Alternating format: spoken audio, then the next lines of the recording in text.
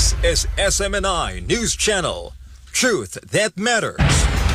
Good evening, Philippines, and good day, world. It's Thursday, December 7, 2023, and you're watching Newsline World. I'm Jayne Codnita. We will bring you the top stories we've gathered from all over the globe.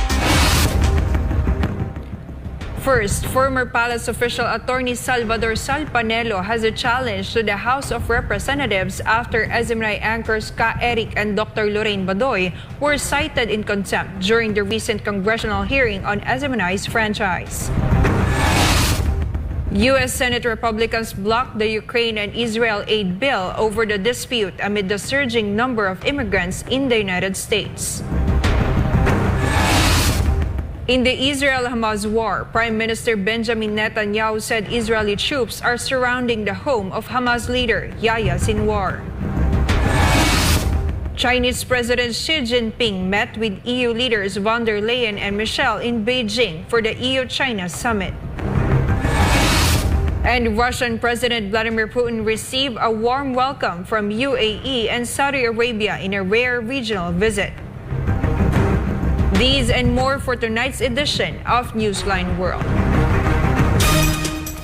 Former palace official Atty. Salvador Panelo issued a challenge to the House of Representatives after Atty. and Dr. Leyen Badoy were cited in contempt, Angel Pastor reports. After SMNI anchors Jeffrey Atty. and Dr. Leyen Badoy were cited in contempt by the House Committee on Franchise, Atty. Salvador Panelo is challenging the Congress to file cases against them. Kamara de Representante, kayo naman tingnan nyo naman ang kalakaran ng inyong pinakulong. Ilagay nyo ang mga sarili nyo sa kanila. Mukhang hindi makatao yan. Siguro, tama na yung binigay niyo sila ng leksyon. At i-demanda nyo kung gusto nyo, kung talagang merong kasalanan. At para malaman natin kung meron ng kasalanan o wala. Sapagkat yun in the realm of speculation pa lang yan. Ang hukuman lang makakapagsabi kung ang ginawa nila ay labag sa batas. Panelo strongly condemned the resolution filed in Congress to suspend SMNI's franchise. Talagang ako, I'm reacting, I'm sorry to say, kaibigan natin yung naghahay ng resolution. Maling-mali, lalo-lalo pa, yung resolution na pinapaimbestiga ang SMNI and pending investigation, it should cease operation sus Mariosep. Gusto mo sabihin kung ang investigasyon nyo matapos hanggang matapos ang mundo, hindi na makaka-operate ang SMNI. That again is a grave abuse of discretion. That is an attack on the freedom of the press. You are muzzling this network from doing its duty to the people. The former Chief Presidential Legal Counsel also cautioned lawmakers not to involve SMNI's franchise in the issues faced by the two anchors. Alam po ninyo, hindi maganda na idadamay nyo talaga ang network. Huwag nyong isama yan sapagkat yan ay magmimit siya ng protesta ng maraming mga kababayan natin. And we do not want to reach that point where there will be again upheaval in this country. Sawang-sawa na ho tayo dyan. So, kayo po maging mahinahon. On the other hand, Atty. Panelo offered an advice to Atty. and Dr. Leyen. Okay na yung hunger strike for a few days, pero wag yung pabayin yan sapagkat kailangan yung maging malakas. Pag humina kayo ng humina, hindi kayo kakain, paano pa? Paano nyo ipaglalaban ang inyong mga karapatan? Kailangan healthy rin kayo. It's enough that you have voiced your opposition and declare your principles in defense of your freedom to speak out, at ang suporta ng mga taga-labas. Huwag nyo nang patayin ang inyong mga katawan sa pamamagitan ng matagalang hunger strike. Atty. Panelo also has a reminder to lawmakers. And those who have been given the mantle of power to govern this country, always ponder on the words. There is a saying, whom the gods wish to destroy, they first make man. Ang gustong ilaglag sa bangin ng mga Diyos ng tadhana ay nilalasing muna sa kapangyarihan. For God and my beloved Philippines, Angel Pastor, SMNI News. The Philippine National Police received that 6 national government agencies received bomb threats on December 5. However, according to the PNP, these were deemed false reports. Paul Montibon has the details. Nakipag-ugnayan na po yung ating PNP anti-cybercrime group sa ating mga foreign counterparts para matrace po yung origin itong email na ito. The Philippine National Police Anti-Cybercrime Group is investigating the consecutive bomb threats against the country, particularly targeting national government agencies. On Tuesday, December 5, 2023, a supposed Japanese lawyer claimed to have planted bombs in various locations in Manila City Hall, prompting immediate notification to authorities to warn workers and residents near the area. Nung isang araw po ay sunod-sunod po yung bomb threat na naitala po natin at yan naman po ay nirespondihan lahat po ng PNP at nakikiusap po tayo sa ating mga kababayan na mag-ingat po tayo doon sa mga tinatanggap po natin na mga email dahil itong mga bomb threat po na ito ay kinors through the email. Earlier, employees of the Department of Interior and Local Government or DILG building, where the National Police Commission or NAPOLCOM office in Quezon City is located, were disturbed due to the bomb threat. According to the PNP, the name provided in the email was fake. Still, they will continue to collaborate with the authorities to prevent such threats. At base po sa ating investigation ay ito pong email na ito, lalong-lalo na po doon sa isang nagpapakilalang Takehiro Karasawa na isang di umanong Japanese lawyer ay fake po ito. At in fact, noong September and October ay meron din po tayong na-monitor through our cyber patrolling na paikot-ikot at paulit-ulit lamang po itong email na ito. At hindi lamang po ito limitado sa Pilipinas, meron din pong ganitong the same content po ng email sa South Korea, sa Taiwan, sa China. The PNP warned the public against spreading bomb threats with a penalty of up to 5 years of imprisonment. The bomb threat emerged days after the deadly bombing incident at the gym of the Mindanao State University in Marawi City last Sunday, claiming the lives of 4 individuals. For God and my beloved Philippines, reporting Paul Montibon, SMNI News. The Quezon City Regional Trial Court has handed down a guilty verdict to former Osama City Vice Mayor Nova Princess Parohinog for possessing over 677 grams of shabu in 2017. Margot Gonzalez reports. Former Osama City Vice Mayor Nova Princess Parohinog has been sentenced to life imprisonment after being found guilty in a drug case by the Quezon City Regional Trial Court. To recall, more than 677 grams of shabu were seized from her residence in Barangay San Roque, Osama City, during a raid conducted by authorities in 2017 as part of the Teves administration's war on drugs campaign. Based on the 160-page decision of Judge Michel Manzanero Casino of Quezon City Regional Trial Court Branch 228, there is no doubt that Parohinog violated Republic Act 9165. No suspicious activities were found in the chain of custody of the confiscated shabu. The court also emphasized that the search warrant served during the operation was legitimate, with media and barangay officials present as witnesses when the warrant was read. Meanwhile, in addition to a life sentence, the court has ordered Parohinog to pay 500,000 pesos for her offense.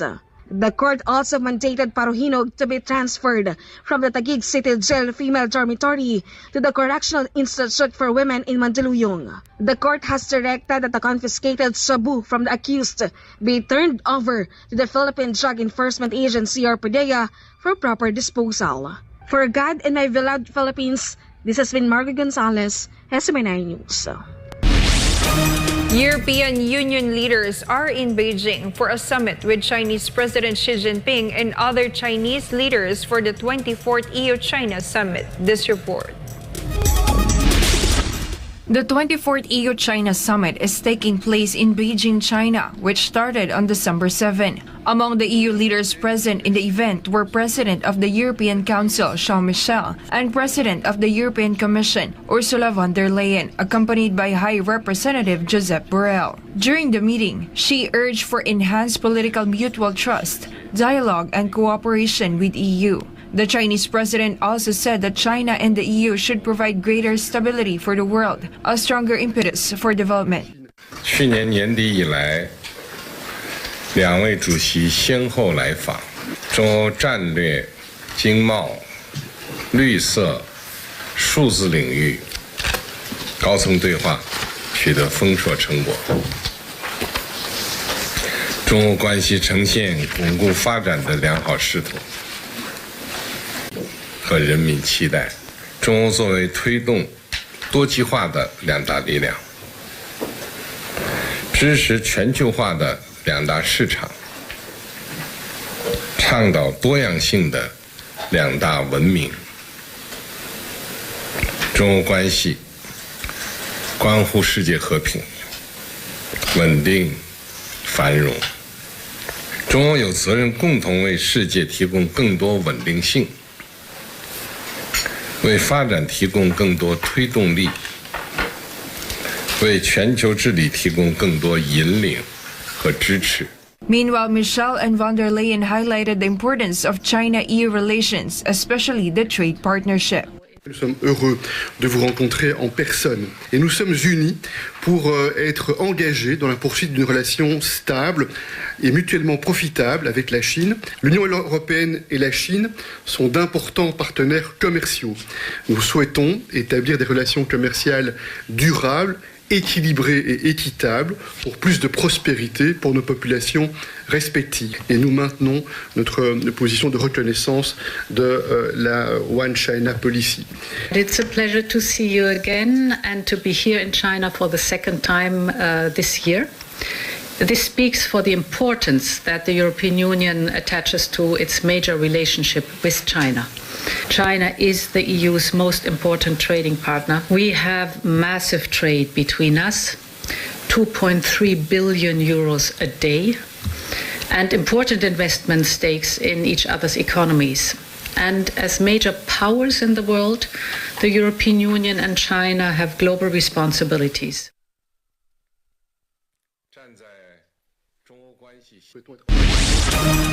Chinese Foreign Minister Wang Yi on Wednesday called for the sound, steady, and sustained development of China-U.S. relations during a phone conversation with U.S. Secretary of State Antony Blinken at the latter's request. Shekinah Dikinya reports.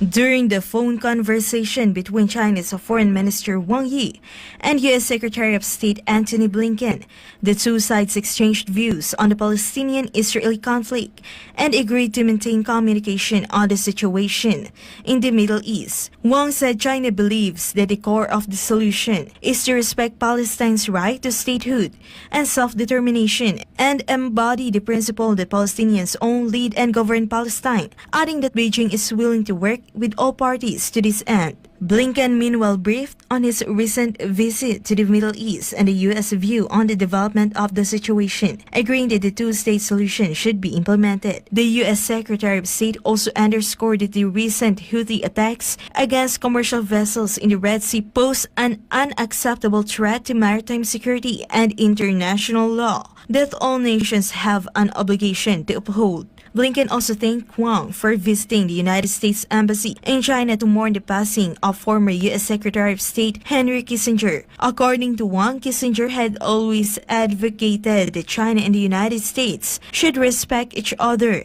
evolve together, and fulfill their due international responsibilities. Wang noted that Kissinger repeatedly stressed that the United States should fully understand the importance of the Taiwan question to China, and the diplomatic legacy he left behind is worth carrying forward and developing by the later generations. The Chinese foreign minister also mentioned the successful meeting between President Xi Jinping and President Joe Biden in San Francisco, which formed the San Francisco Vision for Future Development, which is of milestone significance.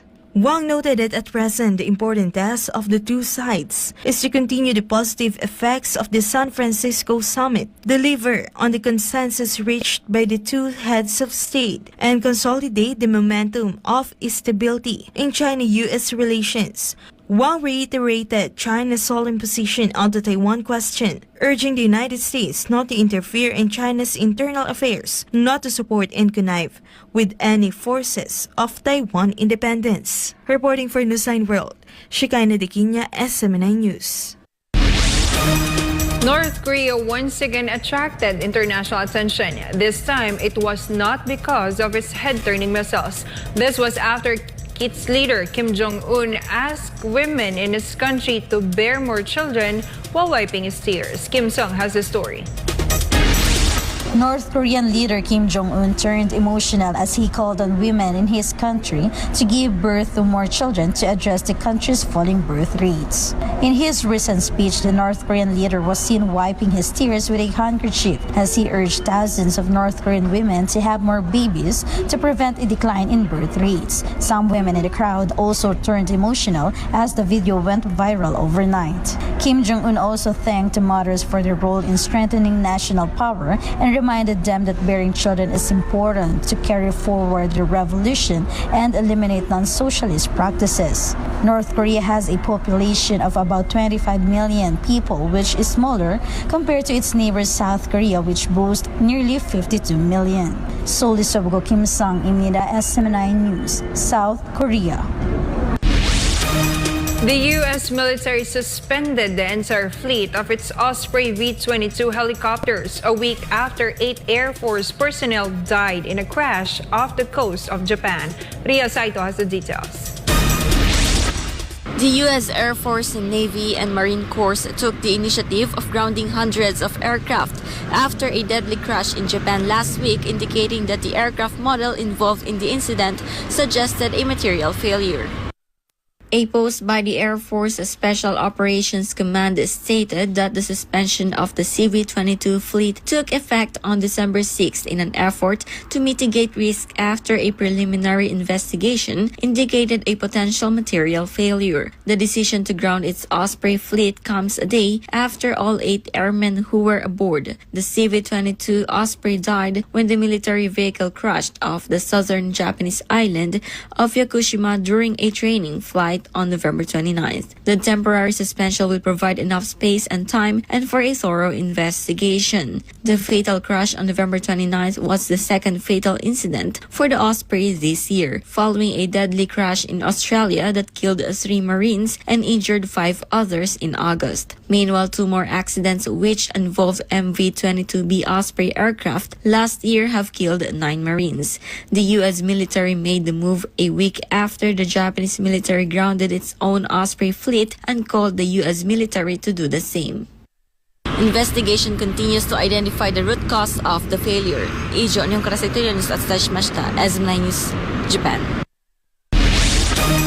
Japanese Prime Minister Kishida has resigned as the head of the ruling Liberal Democratic Party, or LDP, following a political fund scandal involving his party. The LDP is currently facing various criticisms after Kishida's group failed to report the amount collected from political fundraising parties and whether the additional earnings were distributed as kickbacks to some lawmakers. Before Kishida's resignation, several previous leaders of their faction stepped down during their term as prime minister to avoid the emergence of such issues.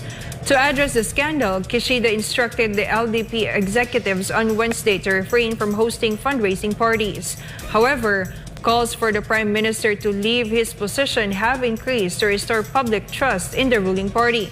Due to the involvement in the scandal, the cabinet's approval rating has plummeted to its lowest level since Kishida assumed the position of prime minister. Just this week, the controversy surrounding the Unification Church was deferred after reports surfaced that Kishida held a meeting with senior figures of the organization in 2019, as revealed by Japanese Daily. The death toll from a catastrophic volcanic eruption in Indonesia has increased to 23. Anissa de Guzman has the news. Rescuers found the body of the last climber declared missing as they searched the hazardous slopes of Mount Merapi, Indonesia's most active volcano. About 75 climbers were making their way up to the top of the nearly 9,500-foot volcano when it erupted on Sunday. The active stratovolcano situated in West Sumatra spewed a thick plume of toxic ash and smoke as high as nearly 10,000 feet or taller than the volcano itself. The sky turned dark as the falling ash blocked the sunlight and spread to nearby villages. Mount Merapi, which means Mountain of Fire, is one of the most active volcanoes in the world and has erupted regularly since 1548. Hundreds of rescuers have worked tirelessly for days to find all missing hikers this week. Disha Nanisa de Guzman dengan contempt mahanakon, SMNI News, Pratathay, Sawadika. More news when Newsline World returns.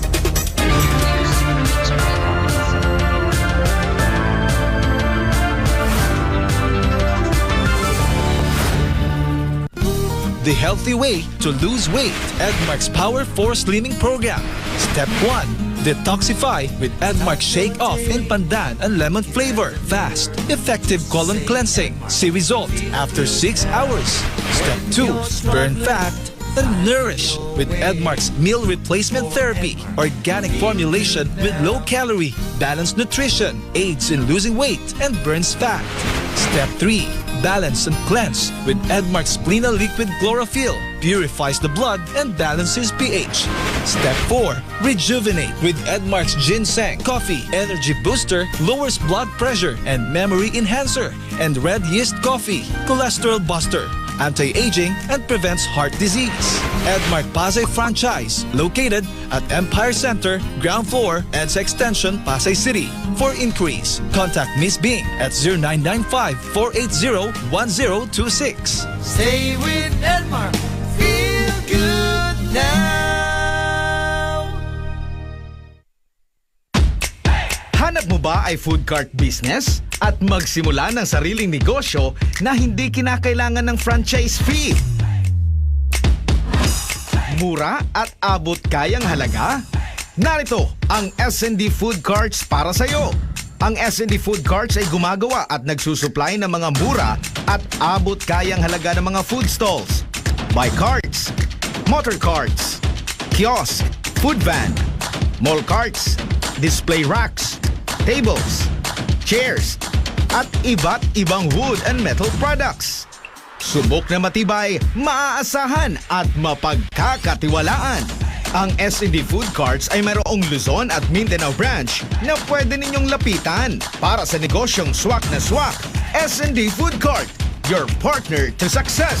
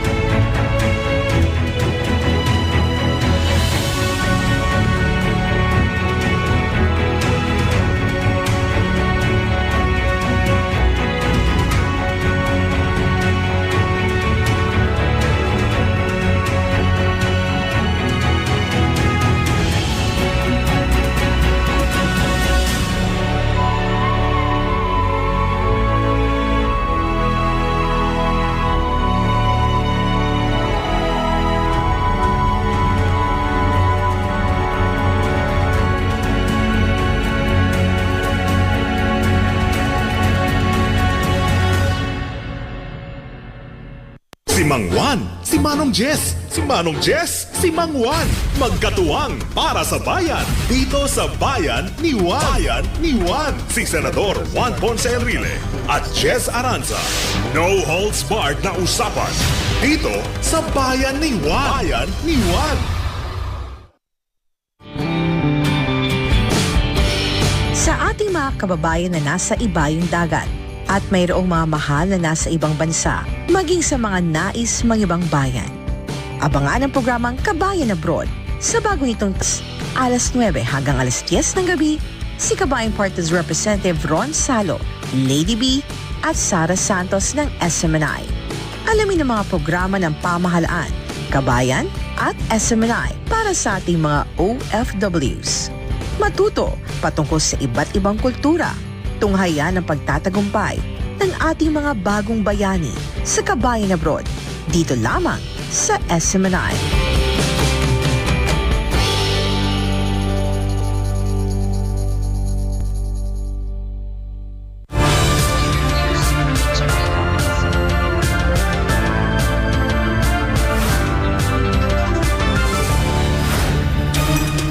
Israeli Prime Minister Benjamin Netanyahu said that it's only a matter of time before the Israeli forces find Yahya Sinwar, the de facto leader of Hamas. Andrea Santos reports.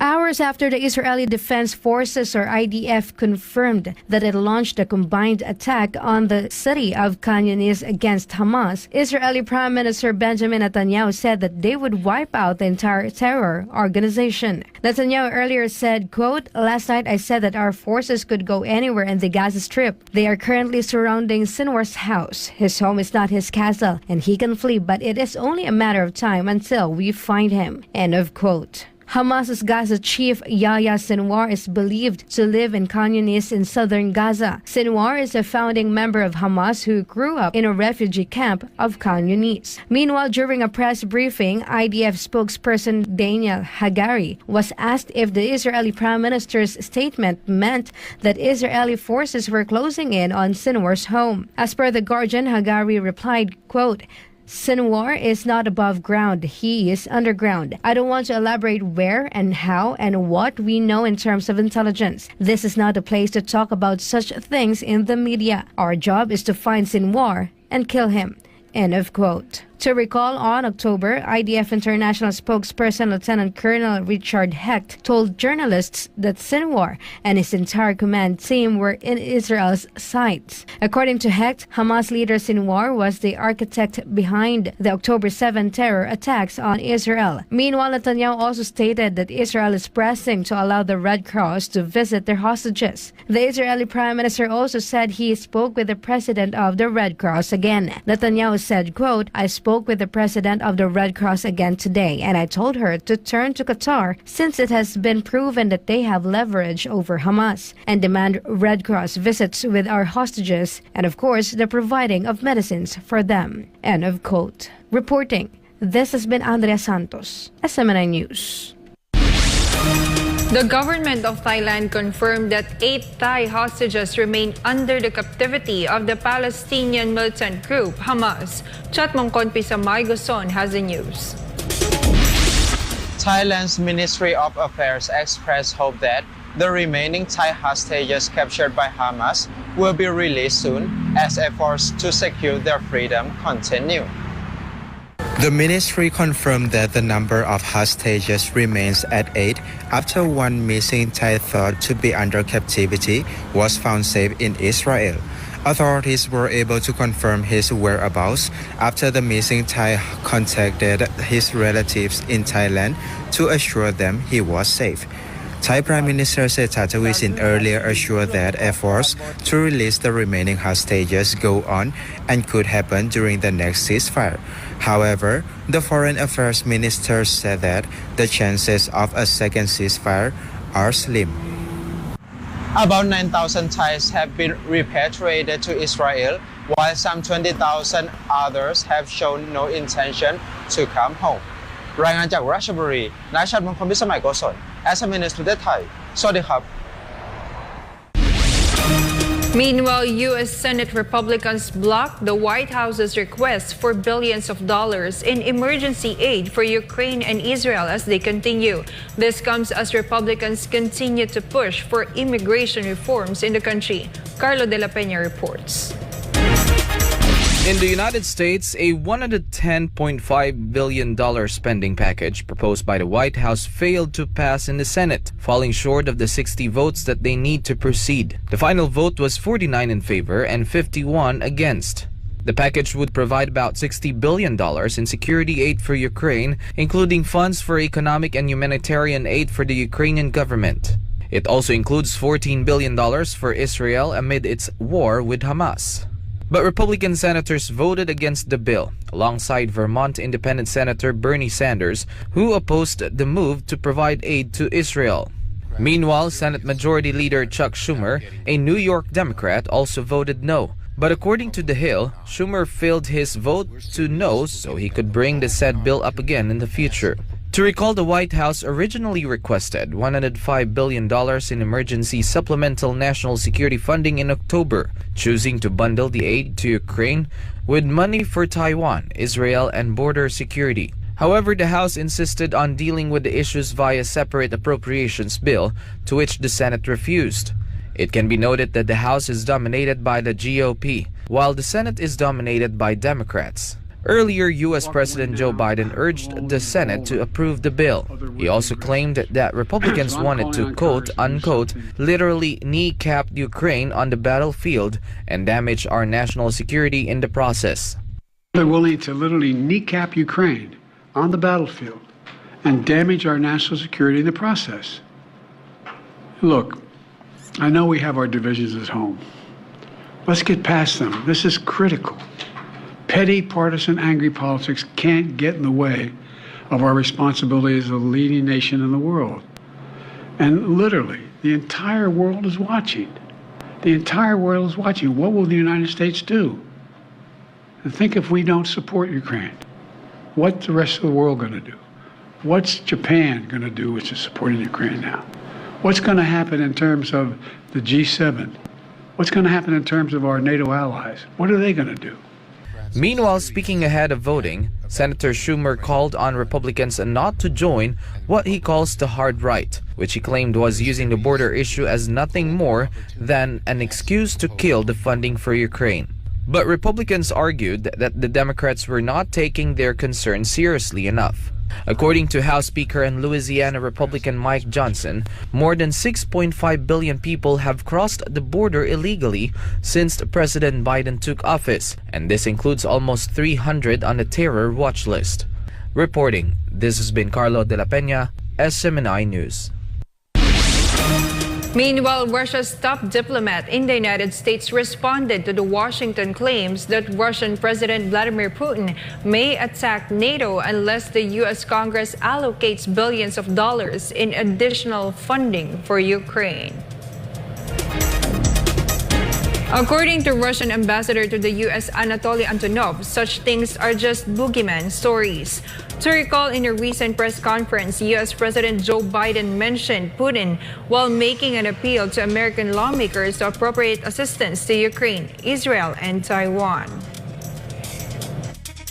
Because we know Congress needs to pass supplemental funding for Ukraine before they break for the holiday resources. As simple as that. Frankly, I think it's stunning that we've gotten to this point in the first place. While Congress, Republicans in Congress are willing to give Putin the greatest gift he could hope for and abandon our global leadership, not just in Ukraine, but beyond that. Putin attacks a NATO ally. If he keeps going, and then he attacks a NATO ally, where we've committed as a NATO member that we defend every inch of NATO territory, then we'll have something that we don't seek and that we don't have today. American troops fighting Russian troops. American troops. But Antonov called this a myth-making and propagation of dangerous lies about this country. In a statement posted by the Russian embassy in the U.S., Antonov said, and quotes, "In an attempt to add fuel to the fire of the Ukrainian proxy war, U.S. authorities have finally lost touch with reality. Washington and the insatiable U.S. military-industrial complex are direct beneficiaries of the bloodshed in Ukraine." End of quote. To recall, on Wednesday, Kremlin spokesman Dmitry Peskov said Russia is still ready for peace talks with Ukraine and that his country has never rejected such an option. Peskov also reiterated that it was Ukraine that withdrew from the talks in the spring of 2022. Kyiv, however, has ruled out any negotiations. Last year, President Vladimir Zelensky signed a decree banning any talks with the current leadership of the Kremlin. Both Russia and Ukraine have their own peace plan, and they both rejected each other's proposal. The president of Russia received a warm welcome as he traveled to Saudi Arabia and the United Arab Emirates for a diplomatic visit this week. Trisha Molina reports. Russian President Vladimir Putin made a visit to the Gulf region for the first time since the Russia-Ukraine war erupted in February 2022. Putin visited the United Arab Emirates on Wednesday before departing for Saudi Arabia. While in Abu Dhabi, the Russian leader was welcomed with a flyby of UAE military jets that featured the colors of the Russian flag, as well as a full cavalry escort and motorcade. A 21-gun salute was also held in his honor. Some high-ranking officials met him as he descended from his plane. Putin also held talks with the President of the United Arab Emirates, His Highness Sheikh Mohammed bin Zayed Al Nahyan. Both leaders discussed ways to strengthen relations between the UAE and Russia and the need to reach a ceasefire in Gaza. Sheikh Mohammed even called Putin as his dear friend. After a short visit to the UAE, the Russian leader traveled to Saudi Arabia on the same day, where he was greeted by high-ranking Saudi officials. Saudi Crown Prince Mohammed bin Salman warmly received the President of the Russian Federation and held a meeting at Al Yamama Palace in the Saudi capital of Riyadh.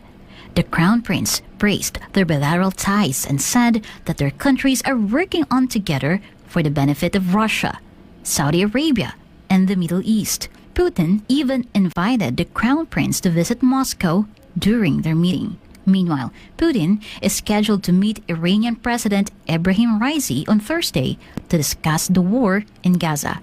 Both the UAE and Saudi Arabia are key trading partners of Russia.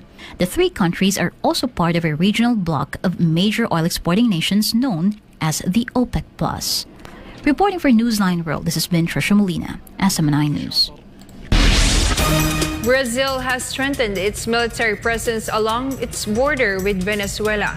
Troops were deployed due to rising tensions between Venezuela and Guyana as part of their decades-old dispute concerning the oil-rich Essequibo region. Here's Natalia Prado for the details. Tensions have been rising since Venezuela held a referendum on Sunday, wherein more than 95% of voters supported the government's call to claim Essequibo. Brazilian army trucks were seen making their way to Pacaraima, which borders Venezuela and Guyana. Hundreds of Brazilian troops were deployed and dozens of armed vehicles were stationed at the borders with Venezuela, in fears of a possible invasion of the disputed Essequibo region. Essequibo, also known as Guyana Essequiba or Essequibo, has been a subject of territorial dispute since 1830s. The territory measures 160,000 kilometers and has estimated 125,000 inhabitants. Venezuela believes that the Essequibo region was unjustly taken from them by the meddling foreign powers when Britain occupied Guyana and declared it a British colony in 1831. Guyana condemned Venezuela's referendum as an attempt of a possible annexation and warned to reach out the allies and region partners such as the United States to protect itself. Guyana maintains that the land has been part of their country for almost 200 years and stands ready to defend it. Brazilian President Luiz Inácio da Silva urged Venezuela and Guyana to avoid conflict over Essequibo. Lula also called on Venezuela not to occupy the disputed territory by force. Reporting for Newsline World, Natalia Prado, SMNI News. Australia has finally announced the name for the country's first lunar rover following a public vote to name the space vehicle. Sasha Hasa reports.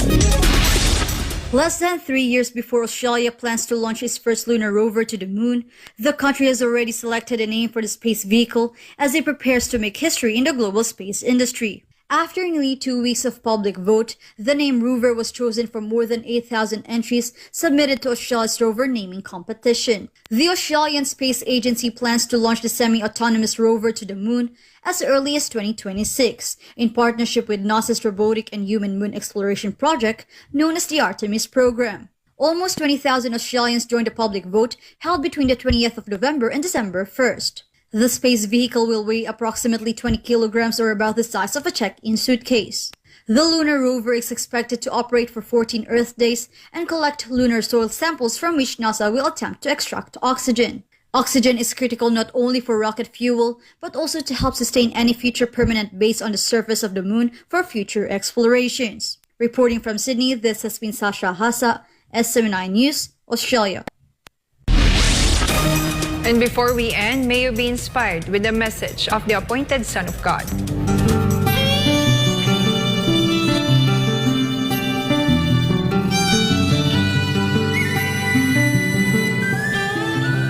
When you sacrifice for notable cause, the Father will prosper you.